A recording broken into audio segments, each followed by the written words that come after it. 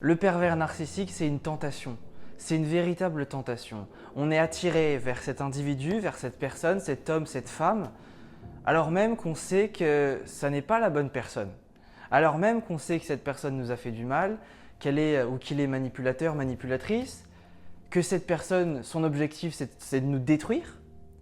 Mais c'est comme s'il y avait une tentation, vous savez, c'est le serpent qui nous pousse à aller chercher le fruit défendu, à croquer le fruit défendu. Et donc on a cette personne à la fois charmante, à la fois séductrice, séducteur, qui nous pousse à aller vers l'interdit. Et bien souvent, après la relation, qu'est-ce qui se passe? On a la personne, la victime qui sort de la relation, soit elle a été quittée, soit elle a quitté la personne, le pervers, mais il y a ce moment où on est encore accroché, il y a ce moment où on pense encore à la personne, où on rêve d'une chose, c'est de recevoir un coup de téléphone. On rêve d'une chose, c'est de revivre les bons moments. On rêve d'une chose, c'est de parler à cette personne. On rêve d'une chose, c'est de revivre le premier bisou. C'est de revivre cette première rencontre. On rêve d'une chose, c'est de redormir avec le bien-aimé, la bien-aimée. On rêve d'une chose, c'est de repartager cette discussion intense. C'est de rire avec cette personne. C'est de revivre les blagues qu'elle a pu nous dire ou qu'il a pu nous dire. C'est d'aller au restaurant avec cette personne. C'est d'écouter les mêmes musiques qu'on écoutait ensemble avant. Et on a cette nostalgie qui remonte en boucle. Et c'est comme si on avait notre esprit qui était complètement attaché, lié, verrouillé à cette personne, en se disant j'arriverai jamais à rencontrer quelqu'un d'autre. Parce que être avec un pervers narcissique, comme je l'ai dit, c'est une tentation. On est attiré vers le diable.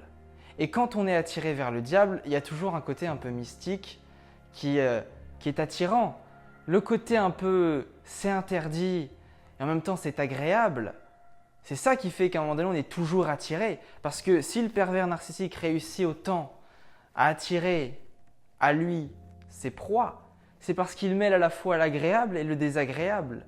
C'est qu'il mêle à la fois la tempête au calme, l'amour et la haine.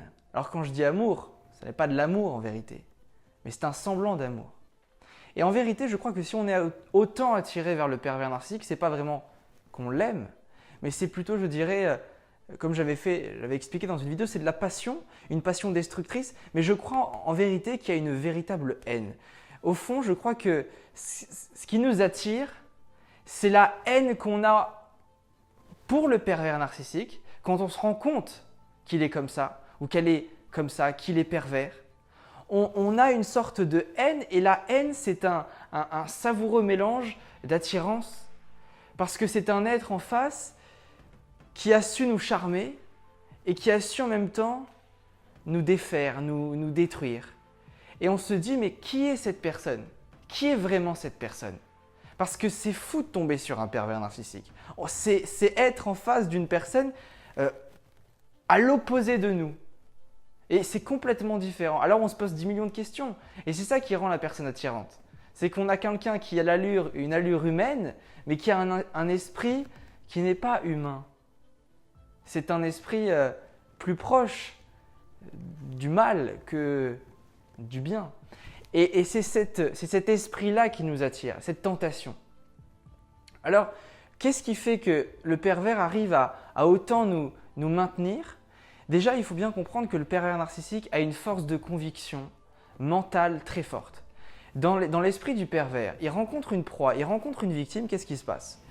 Dès lors qu'une relation se termine pour le pervers narcissique, il a toujours ce lien dans son esprit. C'est comme si, vous voyez, il arrive dans une relation, il choisit une proie, la relation se termine, il y a le lien qui est maintenu avec toutes ses victimes. Tac, une victime là, une victime là.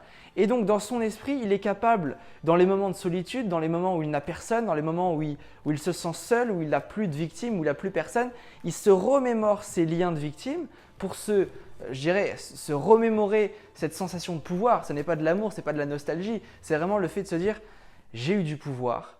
Et donc il y repense pour se redonner de la force, pour se dire « j'ai réussi à manipuler, j'ai réussi à détruire, j'ai réussi ».